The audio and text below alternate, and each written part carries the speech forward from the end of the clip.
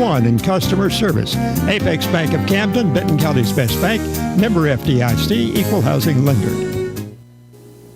A very pleasant good Saturday morning to you, everybody. Welcome to Operation 7570. A little rain earlier today, a little overcast skies right now, cool temperatures, but glad to have you with us this morning, whether you're joining us by way of Facebook Live today, WRJBradio.com, or the old traditional radio 95.9. No guest in our studios today, but we have a guest on the phone we're going to be chatting with throughout the program today. No stranger to our radio audience here at WRJB, no stranger to people in the Benton-Henry County areas and well beyond. Terry Hudson. Terry Hudson joins us today, and what we're going to be talking about this morning, we're going to be talking about a terrible plane crash that took place almost 60 years ago, March 5th, 1963. That was the plane crash in Camden that took the lives of 4 country music entertainers, Patsy Cline, Cowboy Copas, Hawkshaw Hawkins, and the pilot Randy Hughes, who was a musician and talented individual in his own right. But Terry, welcome to the program today. How you doing, my friend? Thanks, Flash. I'm doing good, and sorry I'm not there in person this morning, but happy to be along with you to talk about some of the great country music artists that lost their lives in Benton County in 1963. Kind of a terrible event, but it's kind of put the city of Camden on the map. And it happened, as we said, nearly 60 years ago. March 5th, a week from tomorrow, is the actual 60th anniversary date, of course. And I know time gets away from us. We know that. And, Terry, I just can't believe it's been 10 years since you and a group organized the event up at the New Beginnings Annex. You know, gone but not forgotten. It's hard to believe that's been 10 years in the past. It goes by too fast. You know, we did a 50-year reunion, 50-year commemoration, and then we did one in the 40th year also. And it is amazing to me the number of people that still to this day do not realize that this is where the plane did go down. And I run into people all the time, and they ask me where I'm from, and I'll tell them, and I'll say, you know, that's where Patsy Cline's plane crashed back in 1963, and it's still not well known to, especially to a lot of the younger people. Well, Terry, let's go back. You were about 9 years old then. So was I then. Did you realize at that particular point in time, I'm sure your parents and others talked about it, do you remember anything at all about that day as a young child? I don't remember. No, I don't actually. I remember after it happened, I can recall that people were going out to the plane crash site, and my grandparents, my mother's parents, went out there, and my mom was pregnant with my sister at the time, and they wouldn't let her go all the way down. And my little brother at the time, Rick, he remembers going, and he said he just has a vague memory of it being a cold and damp place and so many people being in there. Yeah, well, I remember, of course, I was about the same age as you in those days, and I remember waking up, getting ready for school that morning, vaguely remember, and I think Mom and Dad had the radio turned on WFWL, and I think it may have been John Latham, Mike Freeland that gave the news early that morning, as a matter of fact. But based upon your talks with country music historians and your love for music, Terry, let's go back. First of all, let me ask you this. Why was that why were they traveling? Why were they traveling in plane that particular night in 1963? Well, you know, there had been a benefit that was held out in Kansas City for a well-known disc jockey that had died out there, and there were several country music stars from the Opry that had gone out and was participating in the event to raise money for the DJ's family, and his name escapes my mind right now, but Dottie West was there, Billy Walker, of course, Patsy Cline, Cowboy Copas, and Hawkshaw Hawkins, and there may have been some more. And they were there. They got ready to go home, and as I recall from when Billy Walker was with us on the 40th year memorial.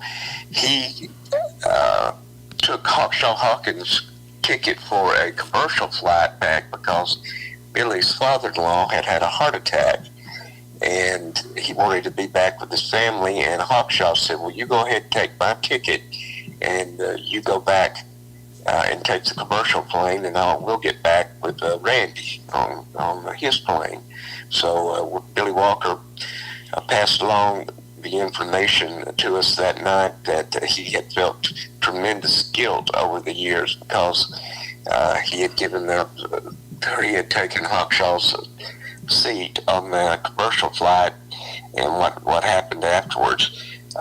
Also, Dottie West at the time had tried to get Patsy to ride back with her and her husband, and said, "Why don't you just ride with us?" And Patsy said, "No, I'm ready to get back and see my kids." So they got on in the ill-fated flight and took off and got as far as Dyersburg, as we know, and that's where they stopped to refuel and decided to head on to Nashville.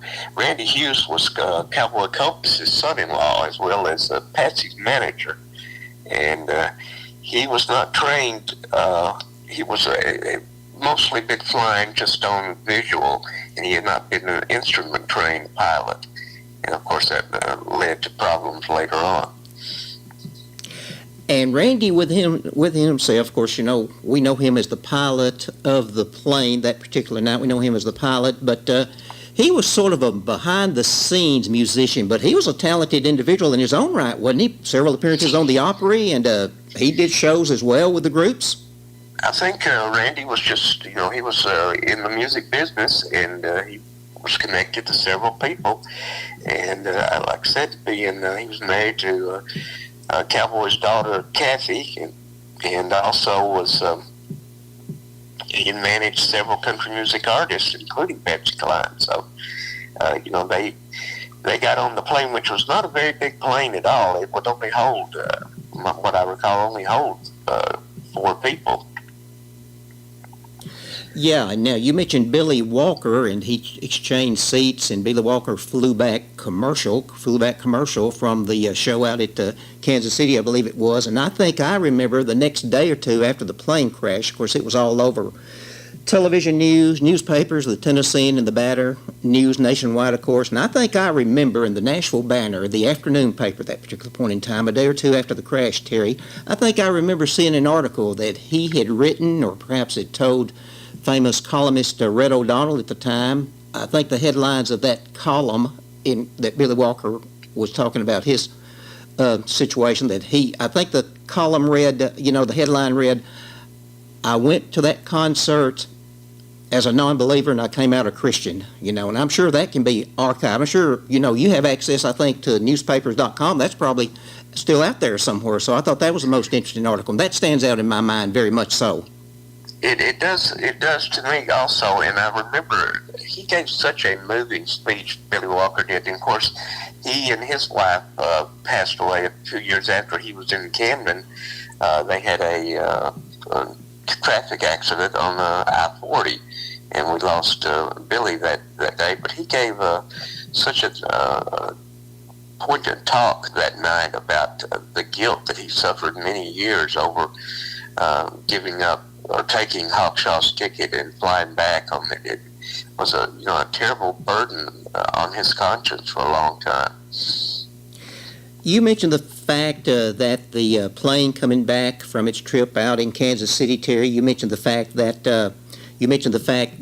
they'd stopped for refuel at Dyersburg at the airport down there. Didn't the manager of the airport, didn't he try to get them to stay and not even attempt to go to Nashville? He did, and he told them, that the weather was bad and they were going to run into it. And he said, "Why don't you just stay, spend the night, and go back in the morning?"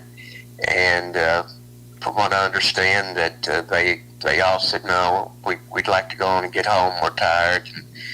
And I was talking to someone recently that says that for a long time there was a payphone, a little cafe that was connected to the airport there in Dyersburg, and there was a payphone in the cafe, and that they all had used the phone to call their families to tell them we're in Dyersburg, but we're on our way. And now that telephone is in, I think, in a museum or someplace in Dyersburg. They took that out, and they've got that on display and possibly in the Dyersburg Museum there. But what happened when they got on their way to Nashville, they ran into the storm, and the information that I think had been published several times that he was again not proficient on controls in the plane, and when he ran into it, he was trying to get above the storm. Is what a lot of pilots will do. They try to go up and get above it, and instead he was, instead of going up, he was going straight down, and the plane went down almost like a bullet into the ground. And that was just horrible, because they went through the trees, and the trees just sliced the plane, and the people that were inside, it just sliced everything up. Terry, I'm sure this has happened to you in conversations with different individuals about the plane crash, particularly the ones that may not be familiar with the area, but from time to time when I talk with acquaintances, in other parts of the state, other parts of the country especially, then when you tell them about Patsy Cline, the crash site they've heard of course, and they always tell me the plane crashed into a mountain. I've had 4 or 5 people to tell me, now the plane crashed into a mountain, didn't it? That's not true. No. Well, I think where that came from is back a few years ago. They had a movie of Patsy Cline's life, and for whatever reason, the directors, producers, whoever in the movie thought it looked more thrilling, or thrilling's not the word, but looked more of a destructive type thing to have the plane fly into the side of a mountain. But that's not true. It just went straight down into the ground, and where the commemorative rock is out there at the crash site, that's where the nose of the plane ended up, and was down in the ground several feet. So no, it did not crash into a mountain. And if you recall, and when the plane did crash, there started to be reports. Some of the local residents out of that area, which would be about 3 miles from Camden, out on what's the name of that road, Flash? Mount Carmel Road, yes. The old Mule Barn Road is yes. What they used to call it. And people, heard it, and then the story says that Roger Miller was at Patsy's house in Nashville at the time, and he came to Camden during the night to start looking for it. And I think he stopped at Hollingsworth's family home and asked about if they had heard the plane and where it might be, and he got out and started looking, and could possibly have been one of the first people to find it. Well, that you mentioned Roger Miller now. Of course, next, let me go ahead and get this announcement in right now. Next Friday at 2 p.m. out at the site, Benton County Camden Chamber of Commerce is going to have a program. I don't think the duration of the program is going to be that long, but to commemorate the 60th anniversary, Tara Lynn is going to be there. That's the granddaughter of Loretta Lynn. She's going to be there to sing a couple of songs, and David Markham is going to be there. David actually was a young man in those days. He's still a young man, of course, but back in those days, he went out to the plane crash site, and he was telling me that he ran into Roger Miller out there that particular day, and they walked out there the grounds the best that they could, and so David is on that program next Friday at 2 p.m., and I think he's going to reminisce about what he remembers about that day. So we want the public to be aware of that. That's taking place at the plane crash site next Friday at 2 p.m. That will be March the 3rd, 2 days before the actual 60th anniversary. So I wanted to go ahead and get that information in to our radio audience. But in addition to Roger Miller, there were all sorts of country music persons that came to the site after they heard about it. I remember that story that Carl and Pearl Butler, who were Opry members at the time, they were listening to Ralph Emery, I guess, on WSM. That would have been up the time Ralph would have been on the air.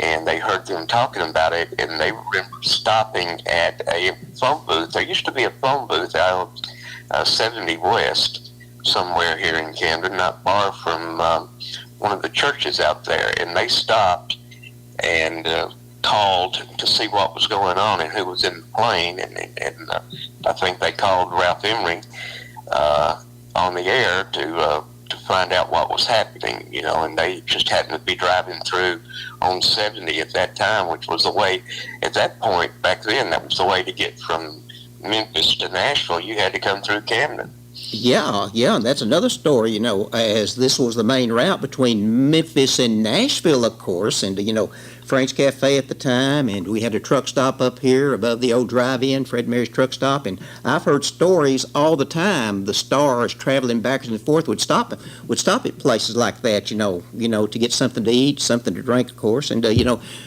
another topic, but there's even stories about maybe Elvis stopping at those establishments a time or two. I can remember being told by Dickie Bivens that, of course, that was his family that was involved in the Franks, and he said that the rumor was for a long time, and probably true, that Colonel Tom Parker made the deal for Elvis to be on the Ed Sullivan Show, and the phone calls were made from Frank's restaurant. So, yeah, Camden was kind of a stopping place, and Frank's was a very famous place for a lot of the stars to stop and visit and get a good meal. Okay. Well, tell you what we're going to do right now, if you'll stay on the line a few more minutes with us. We need to pause right now for a break for our sponsor, Apex Bank, and we'll hear this message from our friends at Apex and come back and talk more about the Patsy Cline plane crash and reminisce about that with Terry Hudson. Stay with us. Apex Bank of Camden, proudly serving the Benton County community since 1931. In recent years, through growth and expansion, we've taken that same local community spirit into other markets. Today, with over 20,000 customers across Tennessee, our business philosophy remains the same. Local people making local decisions, serving our friends and customers, and investing in the communities that we serve. Here for you yesterday, today, and tomorrow. Apex Bank of Camden, member FDIC, equal housing lender. On the air this morning, Operation 7570. Welcome back to our program brought your way by Apex Bank. Again, on the phone with us today, our pal Terry Hudson, as we talk about the terrible plane crash that took the lives of Patsy Cline, Cowboy Copas, Hawkshaw Hawkins, and Randy Hughes almost 60 years ago. The 60th anniversary of that tragedy takes place on March 5th, 1963. Terry, as you talked with the historians about the plane crash site, and you talked to some folks that were out there at the time that went to the plane crash site down through the years then, and your knowledge of country music and music in general, at that particular point in time, and again, we were relatively young, you and I were, and our generation was young, but how big of stars were these individuals at that particular point in time in the history of country music? How big of stars were they on the Opry, Patsy and Cowboy and Hawkshaw? Well, at that point in time, the big star of the group was Cowboy Copas. He had been on the Opry for a long time, and he had had several big hits back in the 50s, and then his career kind of died down a little bit, but then he had another big hit with a couple of songs in the early 60s, and he was kind of a headliner at that time. Hawkshaw Hawkins was on his way up also, and he had his first number one that came after the crash, and that was Lonesome 7703, and that was not to become a number one hit until after he passed away.